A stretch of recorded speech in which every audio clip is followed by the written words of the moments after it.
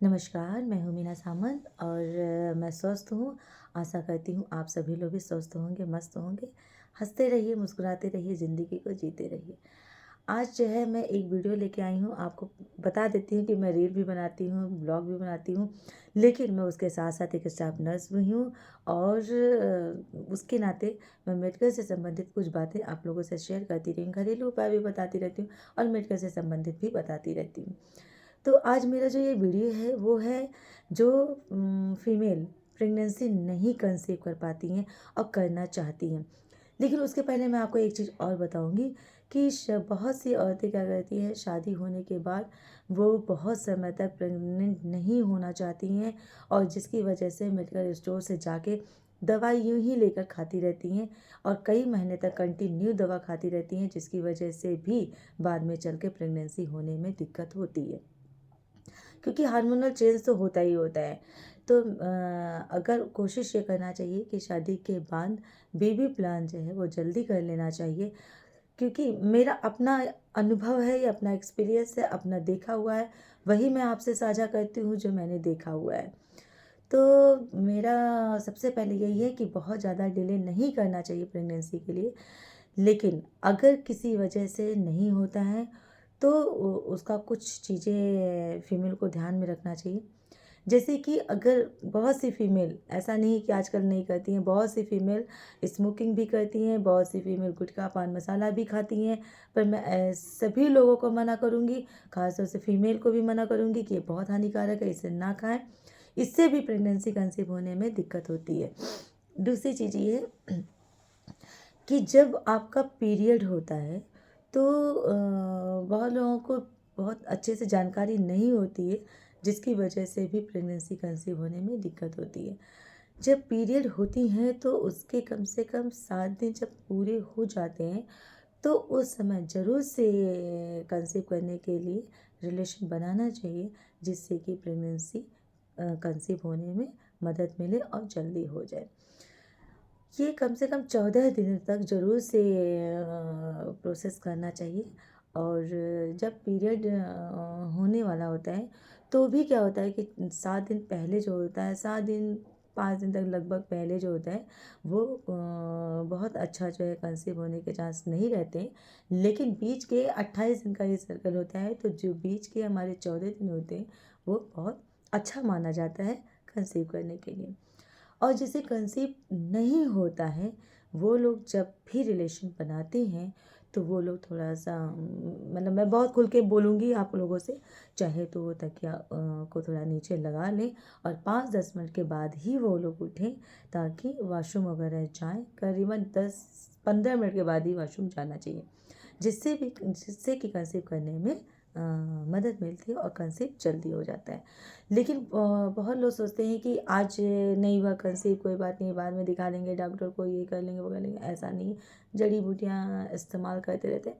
ठीक है, जड़ी बूटियाँ इस्तेमाल करिए, मैं उसके लिए कभी नहीं कहूँगी, लेकिन फिर भी जाके अपना टेस्ट करा लेना चाहिए, डॉक्टर को दिखा लेना चाहिए और डॉक्टर से सलाह लेना चाहिए कि हम आगे क्या करें और कैसे कंसीव हो। अगर समय रहते और एज रहते अगर प्रोसीजर शुरू कर दिया जाता है तो ऐसा नहीं होता है कि प्रेगनेंसी कंसीव ना हो। अगर कोई बहुत मेजर प्रॉब्लम नहीं है तो, अगर यूट्रस में कोई दिक्कत नहीं है या फैलोपियन ट्यूब में कोई प्रॉब्लम नहीं है या कोई ऐसी बीमारी नहीं है जिसकी वजह से हम कंसीव नहीं कर सकते हैं, तब अलग बात है। लेकिन अगर कोई छोटी मोटी प्रॉब्लम है तो वो जल्दी ट्रीटमेंट कराने से सही हो जाता है। तो कोशिश यही करिए कि जिसे भी प्रेगनेंसी नहीं हो रही वो शर्म नहीं करें। शर्म किस चीज़ से? अगर हम आज शर्म करते हैं तो हमें कल डॉक्टर के पास जाना ही होता है। एक बात तो आप भी इस चीज़ को मानते होंगे, चाहे मेल हो चाहे फीमेल हो, चलिए ये तो एक कंसीव प्रेगनेंसी की है तो ये अलग बात है कि ये फीमेल इसको ज़्यादा वो करती। लेकिन अगर आप वैसे भी देखिए, चाहे मेल हो चाहे फीमेल हो, अगर कोई प्रॉब्लम आपको ऐसी होती है जो मेजर हो जाती है बाद में, तो क्या आप डॉक्टर के पास नहीं जाते हैं? क्या दिखाने नहीं जाते? क्या लोगों को पता नहीं चलता है? तो फिर हम पहले ही क्यों नहीं चले जाते हैं, या पहले ही क्यों नहीं हम इस चीज़ को डॉक्टर को दिखा के उसका ट्रीटमेंट करा लेते हैं। हम क्यों शर्म करते हैं? बहुत से मेल भी शर्म करते हैं, ऐसा नहीं है, मेल भी शर्म करते हैं, फीमेल भी शर्म करती हैं। पर अगर हम डॉक्टर से ही शर्म करेंगे तो हम ट्रीटमेंट कैसे कराएंगे? डॉक्टर से शर्म नहीं करना चाहिए, डॉक्टर से खुलकर बात बतानी चाहिए, ताकि डॉक्टर को मदद मिल सके कि कैसे हम ट्रीटमेंट करें, और वो आपको सही सही सलाह देंगे। कोई भी डॉक्टर कभी गलत सलाह नहीं देगा। तो आप लोग जो है कहते कंसीव अगर नहीं हो तो मेरी बातों को थोड़ा सा ध्यान रखिएगा, डॉक्टर की भी सलाह लीजिएगा, जो मैंने बताया ये भी थोड़ा सा करिएगा। दवाई हो तो होती ही होती है, लेकिन अपने खाने पीने पर भी ध्यान रखिएगा। पौष्टिक डाइट लीजिए, हेल्दी डाइट लीजिए। बहुत ज़्यादा मिर्चा मसाला नहीं खाना चाहिए, और बहुत ज़्यादा जो है कहते हैं जो लोग स्मोकिंग करते हैं, गुटखा खाते हैं, आज तो न जाने कैसे शौक लोगों ने पाल लिया गुटखा खाने का, स्मोकिंग करने का, ड्रिंक करने का, समझ ही नहीं पा आता। मेल तो करते ही थे, अब तो फीमेल भी बहुत लोगों को मैंने देखा है करते हुए। बहुत लोगों को मैंने ऐसे ही देखा है दुकानों पे खड़े होकर ड्रिंक करते हुए, सिगरेट पीते हुए, गुटखा खाते हुए। तो ये सारी आदतें छोड़ दीजिए, इससे कुछ नहीं होता। क्या मिलता है? जितना हमें आप इसमें पैसा बर्बाद करते हैं, अगर उतना आप खाने पीने में अगर यूज़ करेंगे तो आपके लिए कहीं ना कहीं वो चीज़ें फ़ायदा करेगी। और एक बात और कहूँगी कि प्रेग्नेंट होइए, बाद में भी कुछ चीज़ों का प्रिकॉशन लेना चाहिए। जैसे कि प्रेगनेंसी अगर कंसीव कर जाती है तो कुछ महीने तक रिलेशन नहीं बनाना चाहिए, और बहुत भारी चीज़ें नहीं उठाना चाहिए, बहुत हैवी खाना नहीं खाना चाहिए, और बहुत ज़्यादा तेज़ नहीं चलना चाहिए। कुछ महीने ज़रूर प्रिकॉशन लेना चाहिए और ध्यान में रखना चाहिए। लोग छुपा जाते हैं, प्रेगनेंसी भी छुपा जाते हैं कि बाद में बताएंगे। हम ये नहीं कह रहे हैं कि ये सभी से बताना चाहिए, पर घर के कुछ सदस्यों को ज़रूर बताना चाहिए, ताकि वो आपका ध्यान रखें, और आप खुद भी अपना केयर करिए। अगर आप ड्यूटी कर रही हैं या हम ड्यूटी कर रहे हैं तो क्या हम अपनी केयर नहीं करेंगे? और बहुत ज़्यादा वॉशरूम रोक कर नहीं रखना चाहिए, जिससे क्या होता है, यूरिनरी इन्फेक्शन हो जाता है। अगर इन्फेक्शन हो जाता है यूरिन में तो बहुत प्रॉब्लम होती है।